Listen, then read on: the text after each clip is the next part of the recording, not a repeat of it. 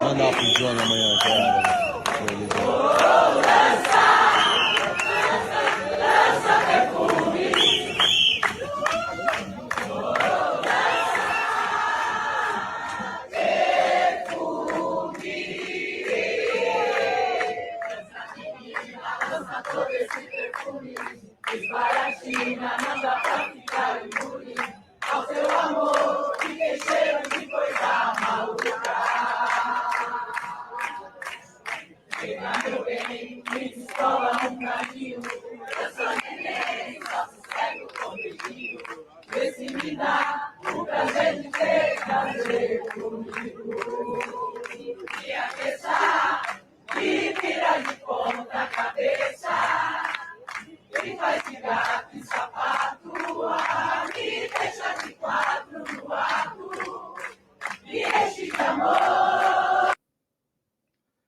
Muito bonito, né, gente? Muito bem, muito bem. Estamos começando o nosso Desperta ICL. Esse vídeo foi gravado ontem. Bom dia para todo mundo que está por aí. 11 de maio, quinta-feira, 7h03 da manhã. Estamos ao vivo, claro.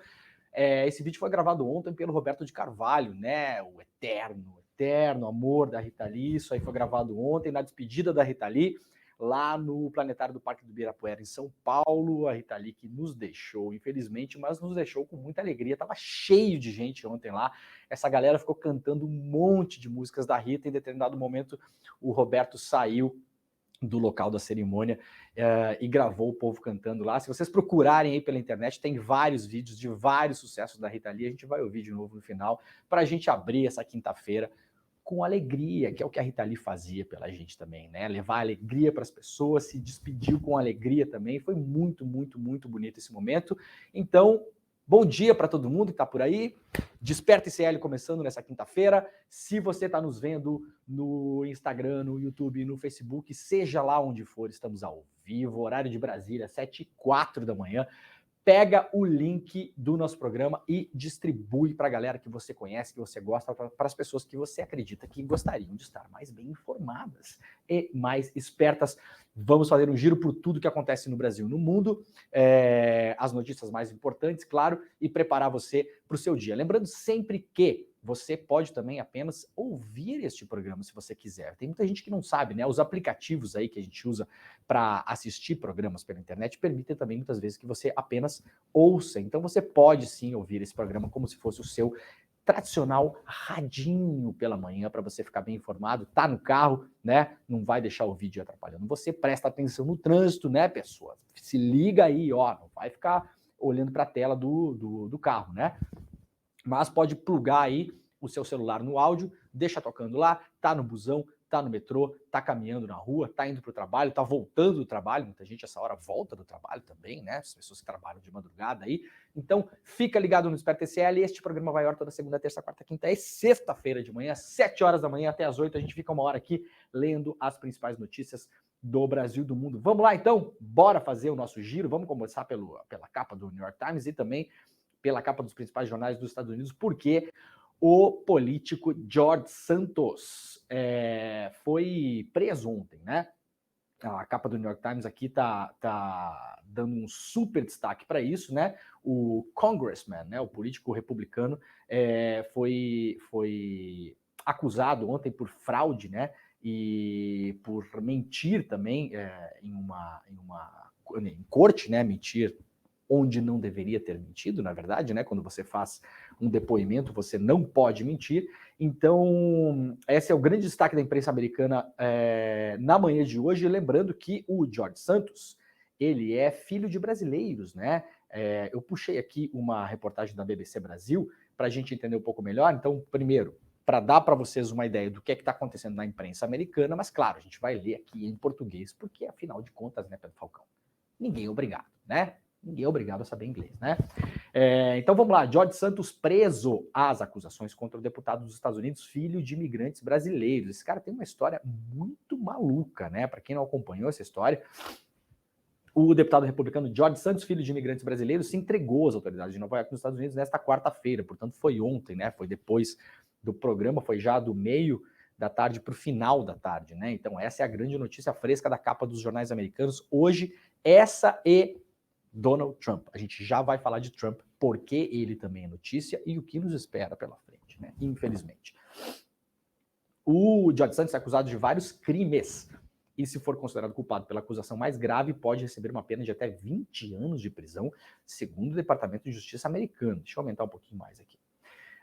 Santos foi acusado na noite de terça-feira, portanto, né, anteontem, a acusação, né, mas ele se entregou ontem, tá? Foi acusado formalmente na terça e entregou-se ontem, né?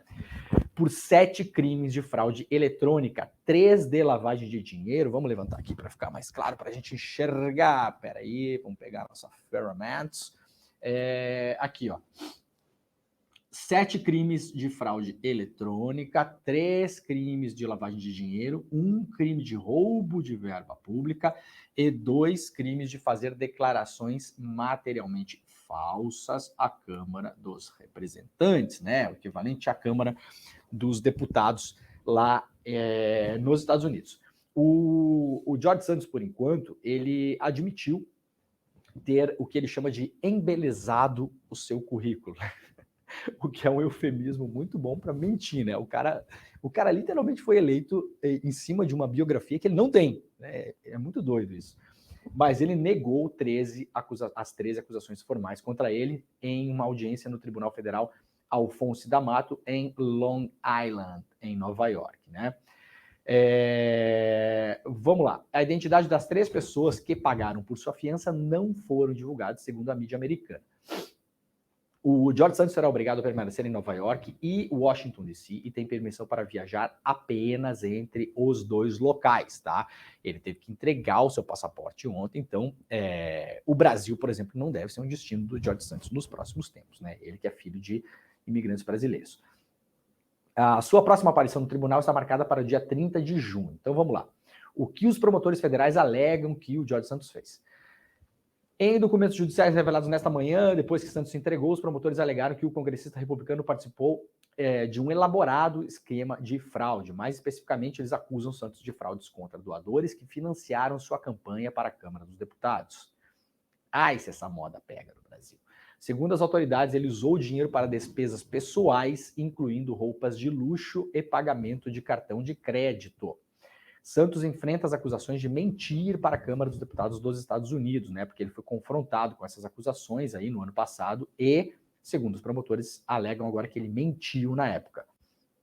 Os promotores federais dizem que ele teria mentido sobre quanto dinheiro ganhou de sua empresa, uma empresa chamada The Volder Organization. Ele também teria mentido sobre ter uma conta corrente com valores entre $100 mil e $250 mil, segundo os promotores. Santos também solicitou auxílio-desemprego em 2020 devido à pandemia de Covid-19, apesar de estar empregado em uma empresa de investimentos. Aí, se essa moda pega no Brasil também, né? A galera que pegou o auxílio emergencial aí, né? Eita, lelê. Ele recebeu os benefícios por quase um ano, afirmam os promotores. Os promotores alegam ainda que o congressista republicano disse falsamente a correligionários que estava arrecadando dinheiro para anúncios de televisão para sua campanha, né? Em vez disso, segundo as autoridades, ele retirou o dinheiro para uso pessoal, pagando empréstimos de carro, pagamentos de cartão de crédito pessoais, né?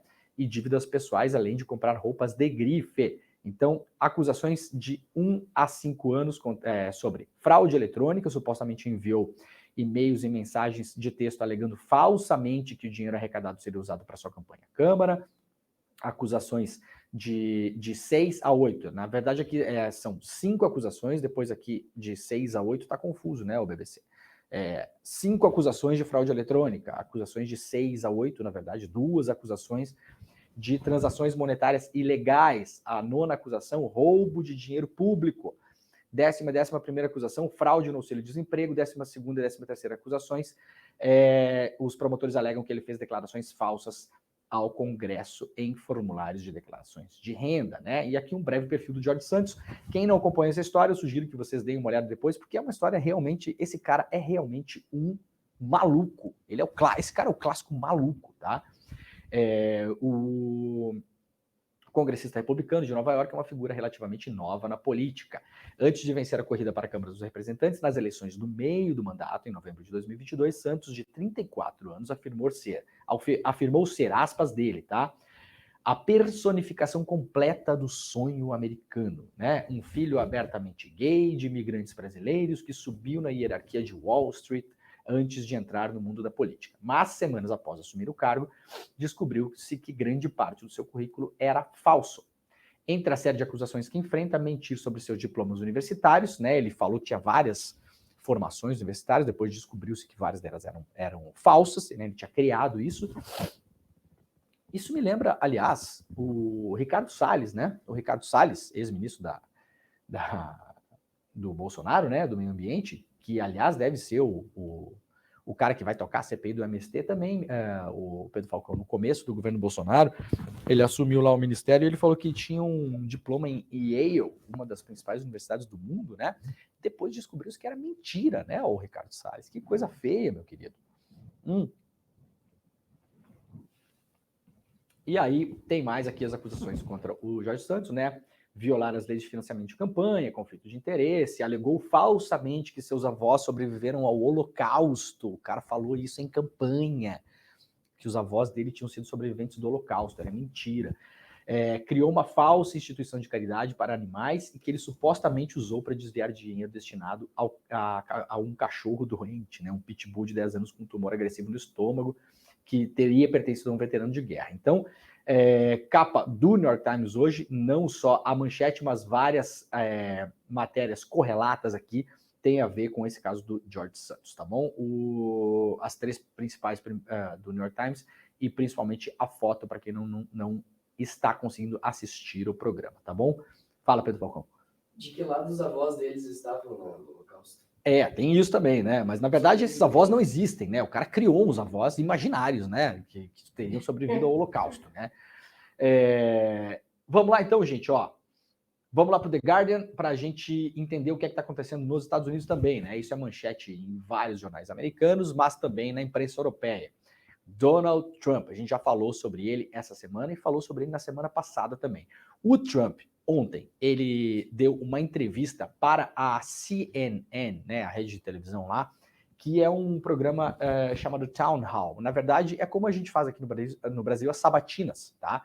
Então, teve lá uma sabatina com o Trump na CNN. Essas sabatinas estão sendo feitas agora, nesse momento, nos Estados Unidos, porque os Estados Unidos enfrentam eleições no ano que vem, no segundo semestre. Mas antes disso, para quem lembra, né, para quem não lembra e para quem não sabe também, que também não é obrigado a saber, né, o Pedro Falcão, os Estados Unidos, antes das eleições, fazem uma eleição dentro dos partidos, né? Então, os partidos têm as chamadas primárias. Nessas eleições, as pessoas que são filiadas aos partidos votam para escolher quem vai ser o candidato à presidência da República dos Estados Unidos, tá? Então, o Trump, que vem aí pontuando muito bem nas pesquisas eleitorais, aliás, né? Ele se colocou como candidato à presidência da República, mas primeiro precisa ser confirmado dentro do partido, né? Então, agora, essas sabatinas servem para que esses eleitores primeiro façam as primárias nos partidos, para no fim das primárias os partidos poderem colocar os seus concorrentes na praça, tá? E aí ontem, durante essa entrevista, essa sabatina na CNN, eu assisti essa sabatina quase toda ela, não fui até o final hoje de manhã, mas deu para ver quase toda ela, depois li bastante coisa sobre. A gente viu e a gente vai ver que a história da extrema-direita no mundo não vai passar e não vai mudar tão rápido. O Trump passou ontem, pelo menos, 30 minutos, né, no começo da entrevista ali, e esse papo só acabou porque a apresentadora cortou ele de maneira muito veemente, inclusive, repetindo que as eleições nos Estados Unidos foram fraudadas, repetindo a história de que, na verdade, quem ganhou a eleição foi ele. E a jornalista que fez a entrevista com o Trump fez várias interrupções, falou várias vezes, olha, o cidadão, né, já teve aí 2 dezenas de decisões da justiça americana dizendo que o que o senhor está alegando é falso. o seu próprio partido, em vários estados que o senhor alega que teve fraude, o seu próprio partido disse que isso não aconteceu, e o Trump segue alimentando essa história, segue alimentando a ideia de que as eleições foram vencidas por ele e não pelo Biden.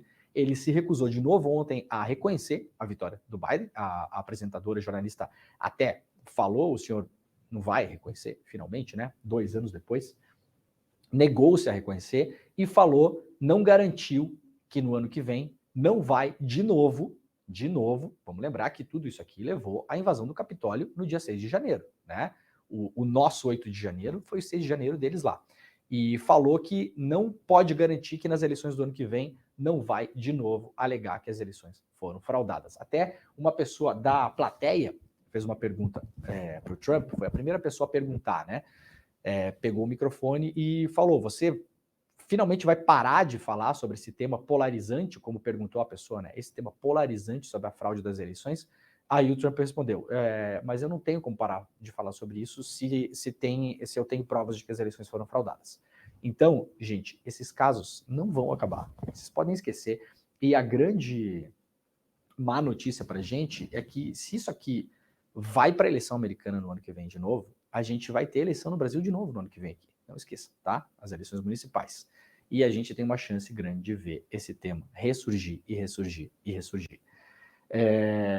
Tá bom? Então, o que mais rolou nessa sabatina? Um grande debate hoje nos Estados Unidos.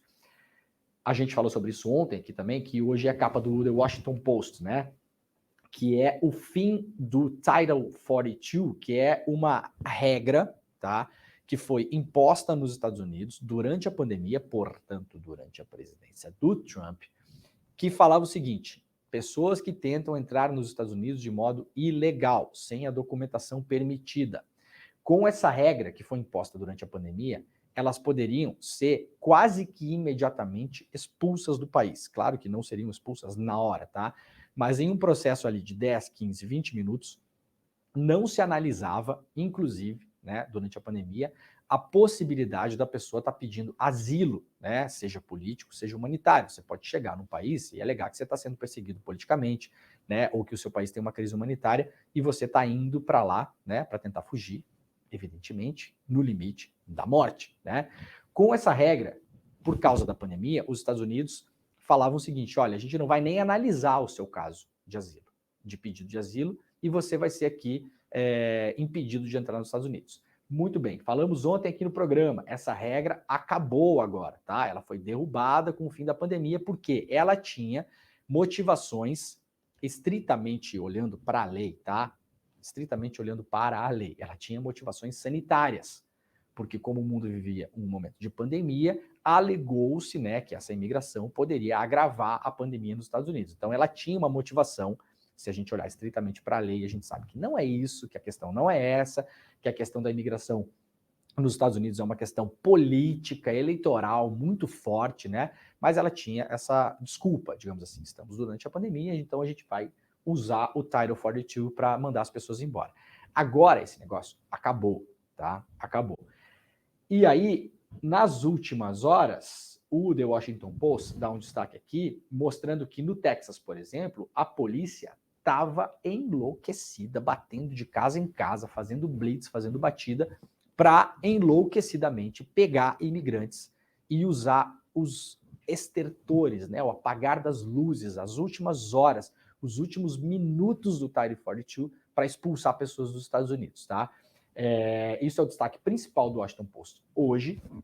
E aí, o que é que acontece agora, né? Primeira coisa, a lei também não vai ser igual era antes, tá? Porque tem uma mudança significativa de legislação agora também imposta pela administração Biden, tá? A administração Biden, ela derruba o Title 42, mas ela diz para o imigrante o seguinte: você pode entrar nos Estados Unidos de modo ilegal e fazer uma requisição de asilo por perseguição política ou asilo humanitário, por exemplo, tá?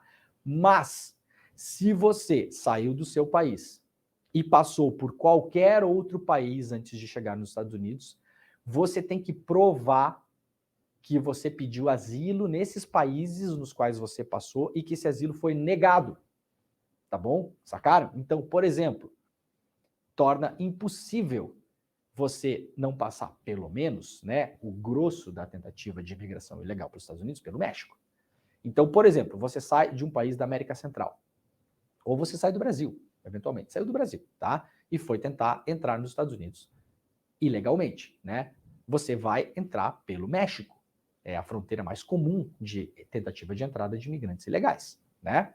Então, quando você chegar nos Estados Unidos agora, e isso é uma coisa da administração Biden, você vai ter que provar que você pediu asilo no México e que esse asilo foi negado a você. Então, o Biden também não está facilitando a entrada de imigrantes. Por quê? Porque isso é um tema eleitoral e a imigração assusta o americano médio, entre mil aspas, né? Aquele americano que se considera só ele a pessoa que tem o direito a viver naquele país.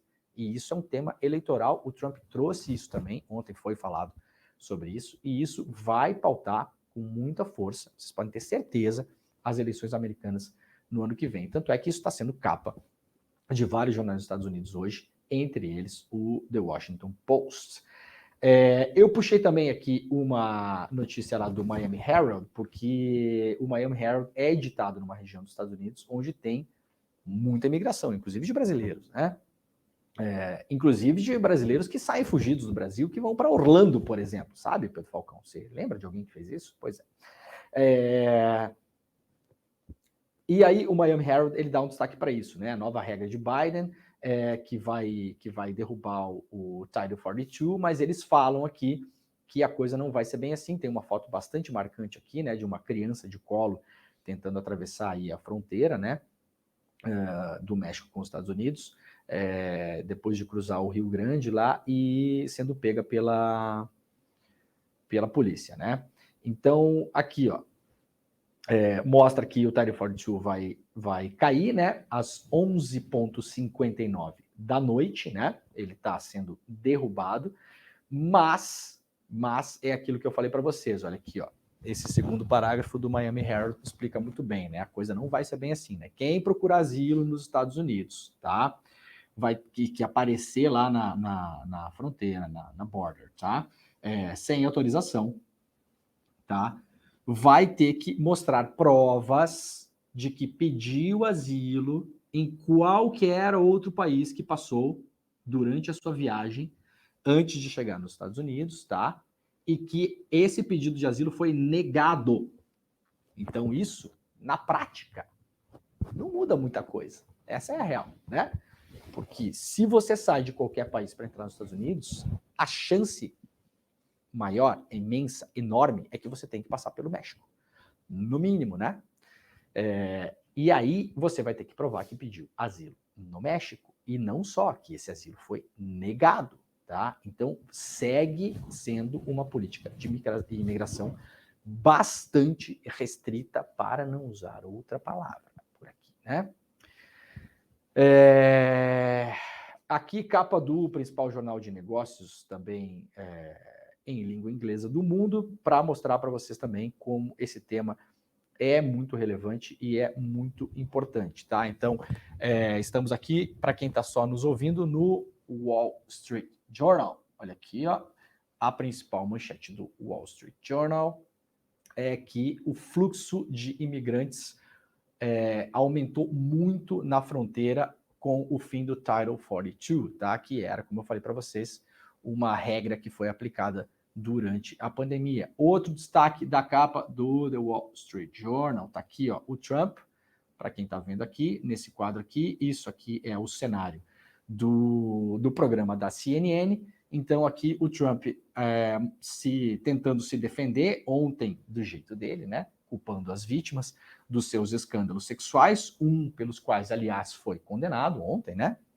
A pagar 5 milhões de dólares para a vítima, e repetiu aqui, destaca de novo o Wall Street Journal, a sua cantilena lá, as suas acusações falsas sobre a fraude das eleições de 2020, tá? Então, é um ator político que a gente não vai poder ignorar, o Donald Trump, ele vem com força.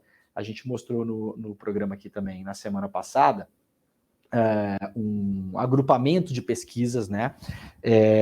E que mostra também não só a força política eleitoral do Trump, como a popularidade do Biden, que desde o ano passado abriu a boca do jacaré, como fala em pesquisa, né? As linhas se cruzaram da aprovação e da desaprovação, e o Biden vem sendo um presidente com uma desaprovação muito maior do que a própria aprovação. Então não vai ser fácil a eleição para o Biden do ano que vem. Tá bom, rapaziada? Vamos lá então, vamos seguir aqui para a capa do jornal italiano Corriere della Sera ou La Repubblica? La Repubblica. Hoje estamos aqui com o jornal La Repubblica, um jornal editado em Roma, né? O Corriere della Sera é editado em Milão, o La Repubblica é editado em Roma e o La Stampa editado em Torino, né? Que são os 3 principais jornais italianos. O destaque aqui da capa do La Repubblica é que a Polônia decidiu mudar oficialmente o nome de um enclave russo, tá? Que chama-se, né, Kaliningrado, tá? Era uma cidade já muito mais antiga do que isso, mas foi renomeada de Kaliningrado depois da Revolução Russa em homenagem a um revolucionário bolchevique. Tá? E a Polônia, agora, no contexto da guerra da Ucrânia, decidiu que não vai mais chamar a cidade de Kaliningrado. Tá? Decidiu mudar o nome da cidade. Né? Então, isso causou mais um incidente diplomático, que tem a ver, obviamente, com o conflito que está acontecendo na Ucrânia, né? E aí o La Repubblica traz aqui esse destaque dizendo que o Kremlin descreveu a decisão da Polônia de mudar o nome nos seus documentos oficiais da cidade russa de Kaliningrado, é um exclave, chama, né? Ou enclave, né? Russo de Kaliningrado, como um ato hostil, né? E aí a La Repubblica cita aqui Kaliningrado, um exclave russo, né, que fica entre a Lituânia e a Polônia, na costa do Mar Báltico, né? Antes da Segunda Guerra Mundial, se chamava Königsberg, tá? Era o nome da cidade. Mas depois, quando foi anexada pela União Soviética, foi rebatizada de Kaliningrado, né, em homenagem ao Mikhail Kalinin, né? E ontem, o ministro do Desenvolvimento da Polônia, o Waldemar Buda, declarou que Kaliningrado agora vai se chamar, pela Polônia, oficialmente Królewiec, né? Um nome que tinha quando era governada pelo Reino da Polônia entre os séculos XV e XVI. Então, a Polônia, oficialmente, não chamará mais a cidade pelo nome que os russos batizaram depois da Segunda Guerra Mundial, mas sim pelo nome que ela tinha 500 anos atrás. Basicamente é isso, tá? Essa é a decisão da Polônia. E aí tem uma declaração aqui do ministro polonês, né? Não queremos a russificação da Polônia, mas é curioso porque a cidade é uma cidade de maioria avassaladora russa, tá? Não queremos a russificação da Polônia e por isso decidimos mudar o nome e colocar na nossa língua mãe, né? Então não chamarão mais a cidade conforme os russos chamam. Eu peguei aqui um link do site Observador, um site português, que também está repercutindo isso. Polônia vai mudar o nome de Kaliningrado e Rússia condena a loucura. A Polônia anunciou que vai mudar o nome da cidade russa de Kaliningrado nos documentos oficiais para Królewiec. Rússia condena a ação como um ato de loucura. Isso aqui foi escrito pela agência Lusa, tá? Uma agência de notícias baseada em Portugal, e essa notícia, na bem da verdade, está espalhada por vários sites e jornais da Europa toda, tá? A Polônia anunciou que vai mudar o nome da cidade russa de Kaliningrado nos documentos oficiais para Królewiec, como era conhecida quando governada pelo Reino da Polônia nos séculos XV e XVI, e a Rússia considerou isso um ato de loucura. Segundo a Associated Press, Varsóvia quer mudar o nome da cidade para Królewiec, que após a Segunda Guerra Mundial foi cedida pela Alemanha à União Soviética e renomeada em 46 como Kaliningrado, em homenagem a Mikhail Kalinin, líder da Revolução Bolchevique. E aí traz aqui uma série de razões históricas nos quais a Polônia se agarra para mudar o nome, mas a gente sabe que o contexto é a guerra da Ucrânia, obviamente, né? Reagindo à decisão polaca, o porta-voz do Kremlin, Dmitry Peskov, disse tratar-se de um processo que beira a loucura. No caso português de Portugal, é um processo que roça a loucura, tá, Pedro Falcão? Mas a gente faz aqui tradução simultânea, né? Isso aqui é um Google humano, esse negócio aqui. E chamou também o ato de um ódio contra os russos, né? Essa mudança de nome de Kaliningrado, um enclave russo no Mar Báltico com fronteira com a Lituânia e a Polônia, 2 países da União Europeia e da OTAN. Sabemos que ao longo da história a Polônia tem caído de tempos em tempos nesta loucura de ódio contra os russos, disse Dmitry Peskov em conferência em entrevista à imprensa, né? Então é isso, a gente vai observando que a guerra lá na Ucrânia, né, ela vai seguindo também pelos caminhos não só das armas, mas também e principalmente da política. Muito bem, vamos seguir nesse assunto. Jamil Chad, hoje lá no UOL, Ucrânia restabelece embaixador no Brasil, mas é cética sobre a paz. O governo da Ucrânia voltará a ter embaixador no Brasil, mas é cético sobre a vontade política de Vladimir Putin de restabelecer canais de diálogo para tentar encontrar uma saída pacífica para a guerra. Esses foram alguns dos principais resultados da conversa mantida entre o embaixador Celso Amorim e o presidente da Ucrânia, o Volodymyr Zelensky. O encontro foi relatado com exclusividade pelo UOL, pelo Jamil Chad, no caso, né? Na quarta-feira, o assessor especial da presidência viajou para Kiev num gesto claro para tentar demonstrar que o Brasil quer manter o diálogo com todos os envolvidos no conflito. O brasileiro é uma das raras personalidades políticas que esteve tanto com Putin como Zelensky em suas respectivas capitais. Durante a visita, Amorim entregou uma carta do presidente Luiz Inácio Lula da Silva, na qual o brasileiro insiste em colocar o Brasil à disposição para buscar um caminho da paz. Nas conversas, os ucranianos destacaram que a proposta brasileira era bem-vinda. No entanto, mostraram-se céticos sobre a real disposição de Putin de negociar uma saída, né? Ao embaixador Amorim, os ucranianos alertaram que o Kremlin não teria interesse pela paz e que não negociariam de boa fé. Amorim havia escutado um argumento semelhante de parte de Putin quando esteve em Moscou em abril. Então é exatamente por isso que alguém precisa negociar a paz, né? Porque nenhum dos lados aparentemente está disposto a acessar o conflito sem negociação. Numa apresentação feita à delegação brasileira, os ucranianos ainda citaram a necessidade de Kiev por munições e armamentos. Isso aqui, atenção, tá? Isso aqui é um pedido que já tinha sido feito ao Brasil, aqui, ó. Então, voltou a ser feito, né? Os ucranianos citaram a necessidade por munições e armamentos. Então, isso aqui é um pedido que voltou a ser feito. Esse pedido já tinha sido feito ao Brasil desde o governo de transição, tinha sido feito, na verdade, também durante o governo Bolsonaro. Nem o governo Bolsonaro, nem o governo Lula aceitaram mandar armamentos e munições para a guerra, tá bom? Nem para a Rússia, nem para a Ucrânia. Quem pediu, na verdade, inicialmente, foram os ucranianos. Isso aqui é importante por quê? Porque o Brasil acredita que assim mantém a sua neutralidade, se coloca em posição para fazer fazer parte de algum tipo de bloco de países que negociarão a paz da guerra da Ucrânia, tá? Qual é a grande questão disso? É destaque também hoje nos jornais europeus que o Zelensky, hoje, por lá, deu uma entrevista coletiva à imprensa. E quando perguntado sobre uma contraofensiva na guerra, no campo de batalha mesmo, tá, contra o exército russo, se isso aconteceria nas próximas horas, nos próximos dias ou nas próximas semanas, o Zelensky falou que não tem condições de fazer essa contraofensiva militar agora. Por quê? Falou até o seguinte, nós podemos fazer isso. A gente pode fazer uma contraofensiva, tentar empurrar o exército russo de volta para o seu território. Nós podemos fazer isso. Só que muita gente vai morrer e nós não temos condições de fazer isso agora. Por quê? Porque não temos munições e armamentos. Tá? A Ucrânia está já há uns bons meses, a gente já falou sobre isso aqui no Desperta também, já está há uns bons meses com um problema de munição principalmente, tá? Munição para infantaria e munição para tanques, né? Então, por isso, de novo, esse pedido da Ucrânia para que o Brasil forneça. O Brasil é um dos produtores, né, mundiais aí, de munições. Poderia fornecer, né? Mas muito possivelmente isso não vai acontecer, como não vem acontecendo, né? A partir do momento que o Brasil faz isso, o Brasil, obviamente, sai da mesa da negociação de paz, né? Sabe o que isso me lembra? É tipo, eu tenho um sacrifício e estou disposto a fazer. Vários de vocês vão morrer, mas eu estou disposto a fazer isso por vocês. Exatamente, Pedro Falcão. A gente só não faz porque não tem munição e armamento. Exatamente. Zelensky está se colocando desse modo desde o começo da guerra, na verdade, né?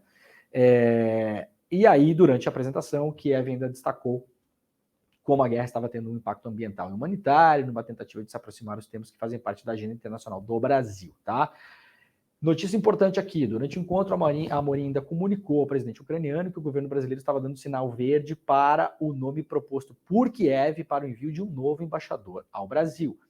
Os ucranianos estavam sem embaixador no país desde 2021 e a relação entre os dois países era feita apenas por um encarregado de negócios. Em termos diplomáticos, isso era um sinal de distanciamento, tá? Então, a Ucrânia possivelmente terá novamente um embaixador no Brasil e o nome indicado é o Andrei Melnik. É isso? Andrei Melnik, isso. O atual vice-ministro de Relações Exteriores, tá? Nas redes sociais, ele destacou a importância do Brasil e indicou que o país poderia ter um papel importante para parar a agressão russa. Então, esse é o resumo do encontro do Celso Amorim com o Vladimir Zelensky, para o desgosto de muita gente que acha que o Brasil não tem capacidade para tentar negociar a paz em algum lugar do mundo, tá bom? Quem está torcendo contra está todo dia se dando mal, porque a realidade ela se impõe, né? O Jamil Chad está mostrando para a gente aqui que as conversas andaram, né? Vamos lá para a China rapidamente. Como vocês sabem, quem acompanha aqui o nosso programa, a gente vai para a Ásia também, né? Ontem a gente trouxe aqui notícias, aliás, do Japão e hoje vamos trazer notícias da China. China, o Equador assina um tratado, né, bilateral de negócios. Essa notícia ela não é importante por si, mas para quem acompanha o Desperta sabe que a gente vem acompanhando os movimentos da China de fazer diversos encontros bilaterais com países do mundo todo, tá? A gente está falando aí de Arábia Saudita, de Equador, de Argentina, de Brasil. A China está em um esforço ativo, muito grande. Nesse momento, aliás, hoje, o ministro das Relações Exteriores da China está na Europa, por exemplo. Né? Ontem estava na Alemanha e hoje eu acho que está na França, tá?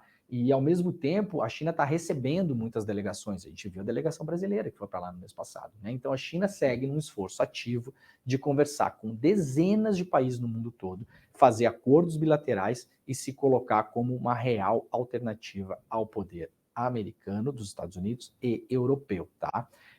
Se colocando nessa arena do mundo multipolar. A gente até fez um programa com uma boa parte do programa sobre isso aí, eu acho que faz umas 2 semanas, quem quiser voltar atrás, eu não lembro exatamente a data, mas também se você não viu o Desperta de ontem, você pode fazer uma maratona, tá tudo lá no YouTube, né? Você vai lá e fica vendo, passa o dia inteiro vendo o programa.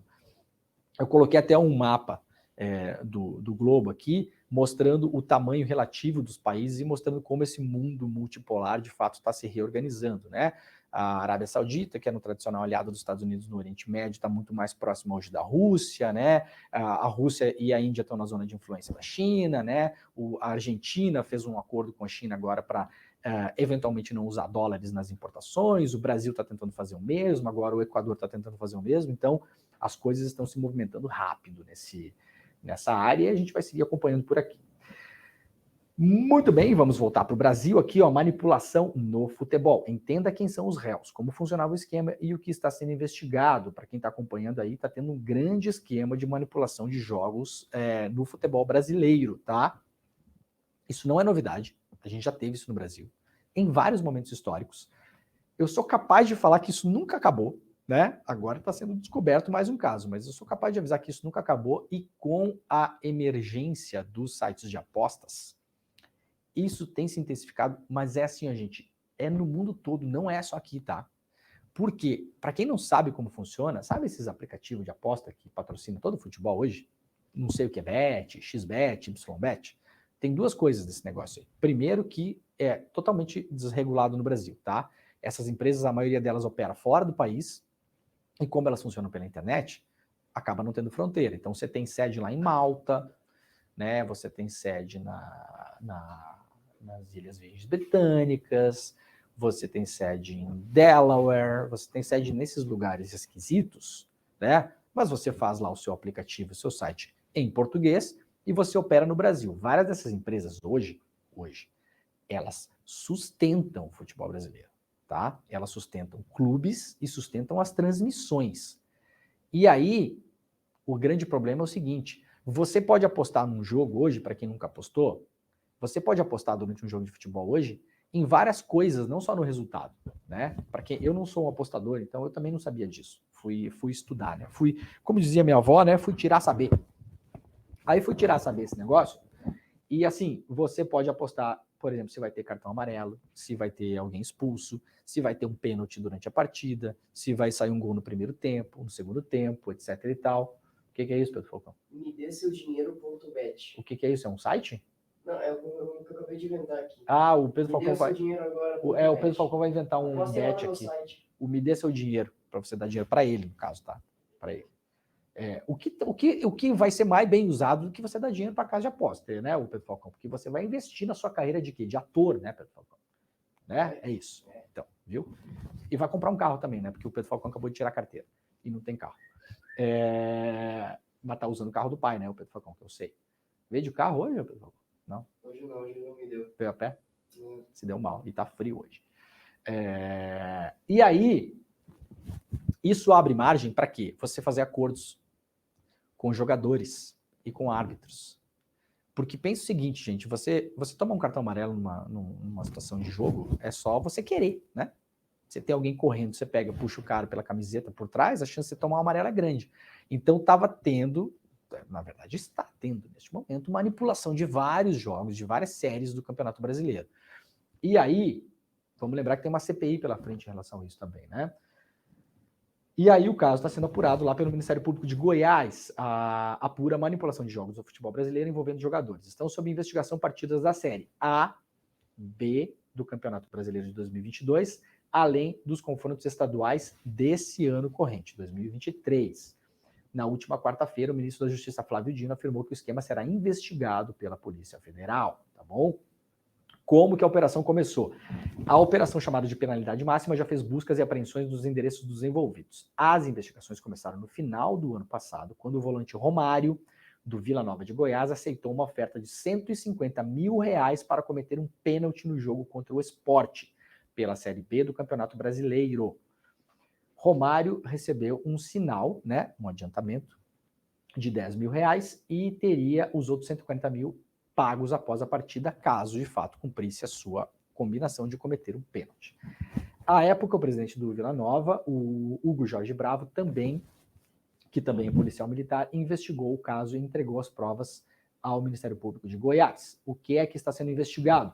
Os casos investigados envolvem pagamentos em dinheiro para os jogadores fraudarem situações de jogo, entre elas punições com cartões amarelo ou vermelho e marcações de pênalti, porque, de novo, né, gente, é muito difícil você prometer um resultado de jogo, né? Você vai lá comprar o árbitro e, sei lá, quantos jogadores você vai ter que manipular e subornar para você dizer que um jogo vai ser 1-0, que vai ser empate, que o time A ou B vai perder. Mas esses sites de apostas permitem vocês apostarem nessas outras variáveis. Então você vai lá, se suborna um jogador, né, e fala, cara, você tem que cometer um pênalti. E aí, se vocês olharem as cenas dos pênaltis que são suspeitos, tem uns que fica muito claro e muito evidente que foi de propósito. É impressionante, né? Hoje em dia não se fala mais no futebol, né? Mas os comentaristas de futebol no passado, né? Até os anos 90, chamavam, né, os jogadores de burro, e não sei o que, que zagueiro burro, né? Brucutu, sei lá o que. Hoje a gente vê que, na verdade, tem uns negócios de burrice aí, o pessoal, que é burrice remunerada, né? E aí, o Bruno Lopes de Moura, apostador detido na primeira fase da operação, é visto pelo Ministério Público como o líder da quadrilha, no esquema de manipulação de resultados. Os clubes e as casas de apostas, neste caso, são tratados como vítimas, tá? Não há provas de que tenha clubes envolvidos e casas de apostas. Muitas vezes acontece, tá, gente? 2006, a temporada 2005-2006 na Itália, por exemplo, teve um escândalo de manipulação de resultados, que foi apelidado de Calciopoli, né? E aí os clubes estavam envolvidos na época. O Adriano Galliani, que era dirigente do Milan, né? A Juventus foi rebaixada para a Série B por causa disso. O Milan chegou a ser rebaixado, mas depois reverteu na justiça. A Fiorentina foi rebaixada, acho também, tá? Então, tem casos em que os clubes estão envolvidos. Tem casos em que as casas de apostas também estão envolvidos. Neste caso aqui, aparentemente, as casas de aposta e os clubes são vítimas, são tratados como vítimas. Isso é um esquema feito por apostadores que compram, que subornam jogadores individualmente, tá? Vamos lá. Segundo o Ministério Público, o grupo criminoso cooptava jogadores com ofertas que variavam entre 50 e 100 mil reais para que cometessem lances específicos no jogo, como um número determinado de faltas, levar um cartão amarelo, garantir um número específico de escanteios para um dos lados e até atuar para a derrota do próprio time. Diante dos resultados previamente combinados, os apostadores obtinham lucros altos em diversos sites de apostas, porque é isso, né? Você vai lá, você compra um jogador, essa máfia entra no site de apostas e aposta já sabendo que, por exemplo, terá um cartão amarelo ou vai ter uma pessoa expulsa no jogo, né? Então os caras vão lá, apostam um monte de dinheiro nisso, vamos lá, vamos apostar que vai ter um cara expulso nesse jogo. Por quê? Porque você já comprou um jogador e você sabe que ele vai fazer de tudo para ser expulso durante aquele jogo, tá? E aí o G1 aqui também detalha quem são os réus nesse caso, né? Por enquanto a justiça tornou 16 pessoas, né, que são os réus do caso, que estão supostamente envolvidos na manipulação de resultados. O Ministério Público aponta que 23 fatos criminosos aconteceram durante as partidas, nas quais jogadores se comprometeram a cometer faltas para receber cartões e a cometer pênaltis. E aqui uma lista breve dos jogadores que já viraram réus nesse esquema. Eduardo Bauerman dos Santos, Gabriel Tota do Ipiranga do Rio Grande do Sul, Vitor Ramos da Chapecoense, Igor Carius do Sport, Paulo Miranda do Náutico, Fernando Neto do São Bernardo e Matheus Gomes do Sergipe. E aqui os réus apostadores e membros das organizações criminosas. Aí tem uma série de nomes aí, vocês podem conferir lá no site do G1, tá na capa do G1. Lembrando mais uma vez que este ano nós teremos uma CPI sobre esse caso aqui, tá?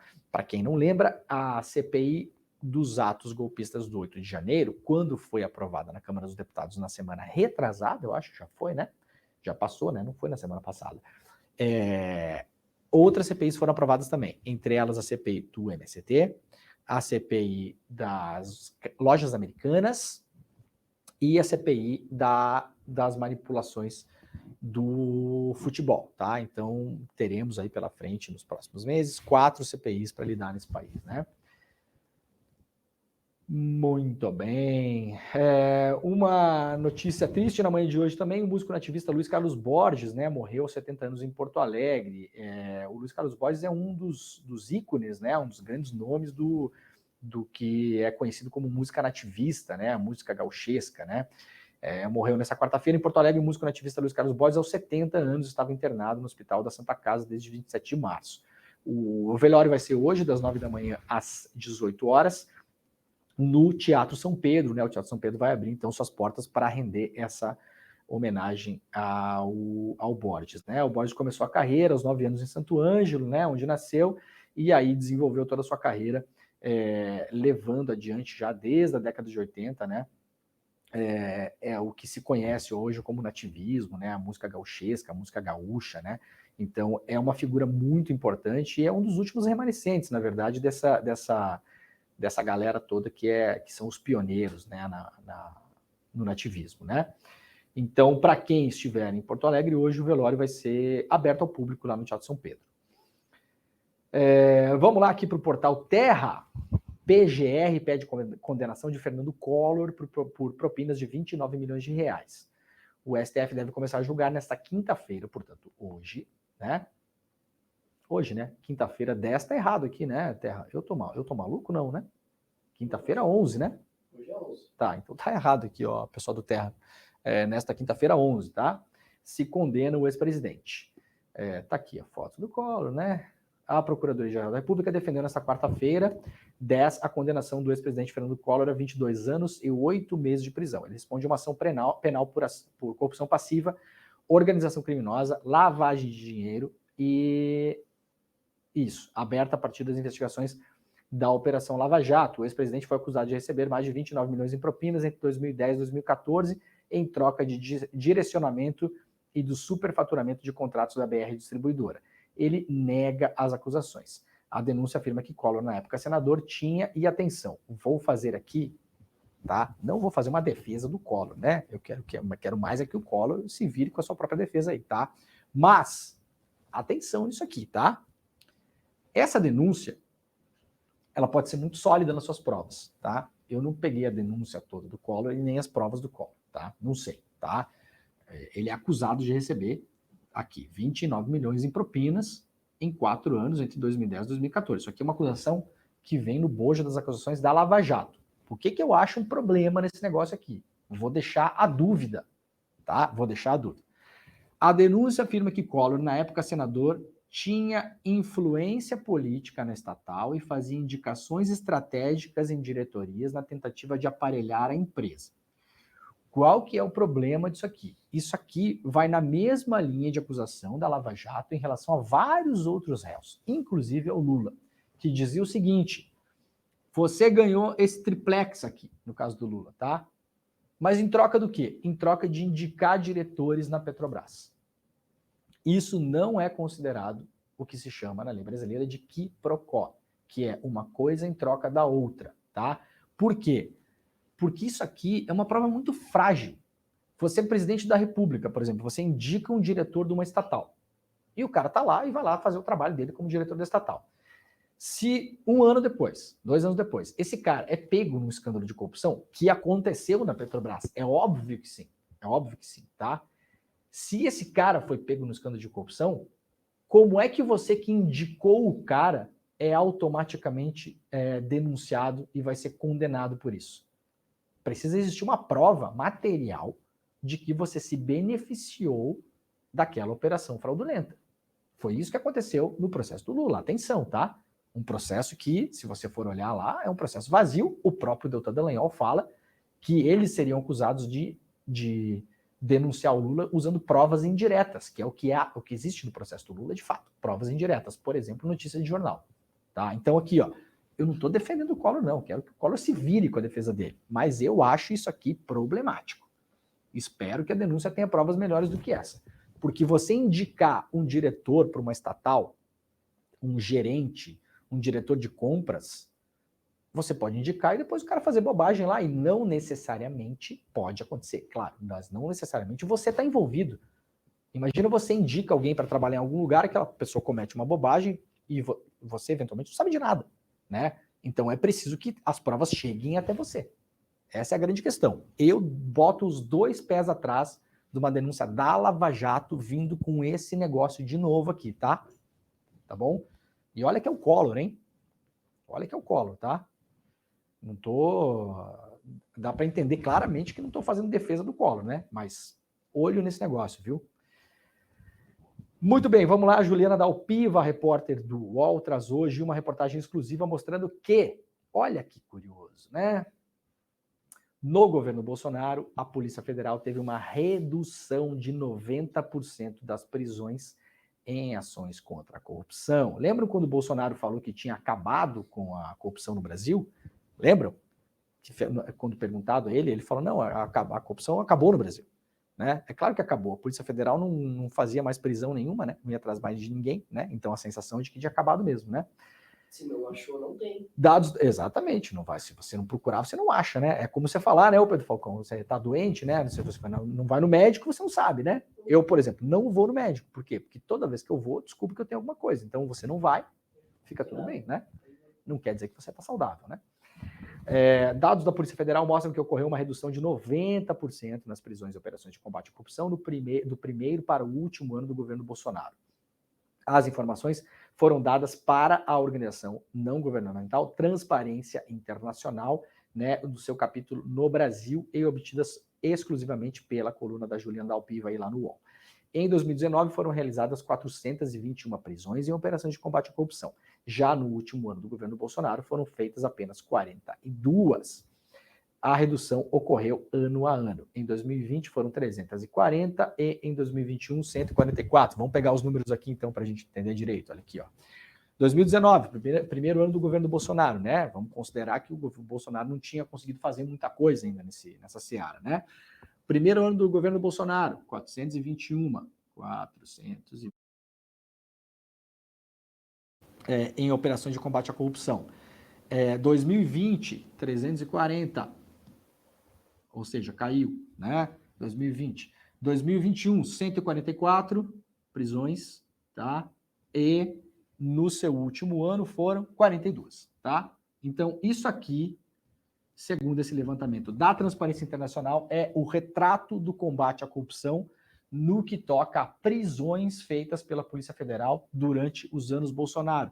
Primeiro ano do governo Bolsonaro, 421 prisões efetuadas pela Polícia Federal em operações de combate à corrupção, assim ditas de combate à corrupção, como ficaram conhecidas, né?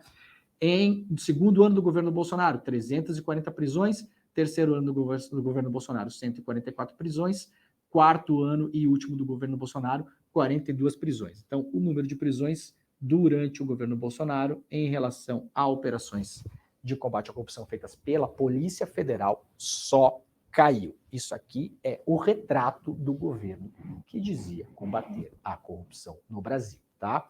Esse levantamento, portanto, da Transparência Internacional está lá publicado no site do UOL, é destaque hoje na capa do UOL, vamos ver se está na manchete ainda? Antes estava na manchete, né? Tá aqui, ó. É destaque na capa do UOL e publicado pela minha amiga e super competente jornalista Juliana Dalpiva. Aliás, assim como eu, como dizia Rita Lee, uma pessoa comum, como dizia Rita Lee, e também uma pessoa de Santa Catarina, né? Juliana Dalpiva, né? Nascida em Chapecó, inclusive, Juliana Dalpiva, tá bom? Então, manchete do UOL de hoje, para quem quiser dar uma olhada, está lá, tá bom, gente? Ó, que mais temos aqui?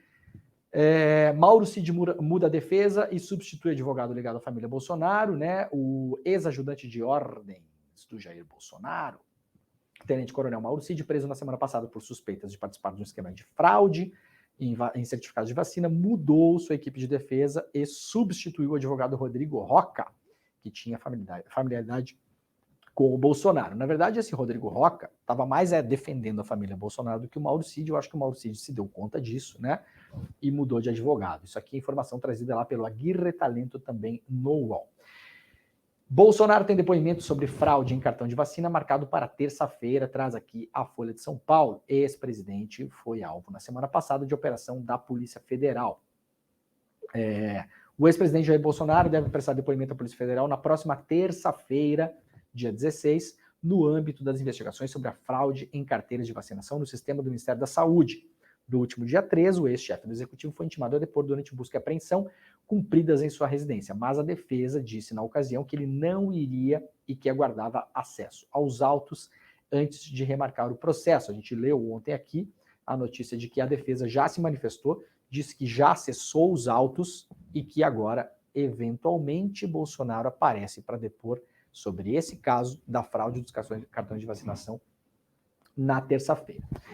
Tá bom, os meus consagrados? Ô Pedro Falcão, vamos nos despedir das pessoas, de novo com a Rita Lee, tá? Então vamos fazer o seguinte, primeira coisa, muito obrigado a todo mundo que esteve por aí. Pega o link na nossa caixa de comentários, porque agora, às 8 horas em ponto, está começando o ICL Notícias, primeira edição, também conhecido como N1, tá bom? Então, chega lá, que vai ter muita informação, muita análise, o programa vai até às 10h30 da manhã. Nós voltaremos amanhã com o Desperta às 7 horas da manhã e vamos nos despedir de todos e de todas e de todos e de todo mundo. Para quem não viu no começo do programa, um vídeo gravado pelo eterno amor de Rita Lee, Roberto de Carvalho, em uma homenagem feita ontem por fãs na despedida da cantora no Ibirapuera, em São Paulo. É isso, gente. Até amanhã e tchau. Mandar pro Johnny amanhã, cara.